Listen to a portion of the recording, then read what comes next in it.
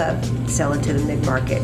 It's the camaraderie between the individuals that I think the boardroom really supports. You build a relationship with these people that I don't think vendors ever get. One of the things that's really nice is that you do have that time set aside where you do have an audience who is giving you the courtesy of giving them that pitch. How long would it take us to get to 80 CIOs?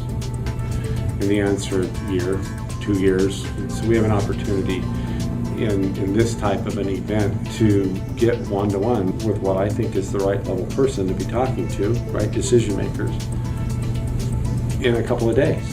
And we can't do that anywhere else. We can't do it anywhere else. Now I think the people are finally starting to realize that the Fortune 100s, Fortune 500s, Fortune 1000s, there's a whole lot of other companies out there besides just those guys, and we have needs.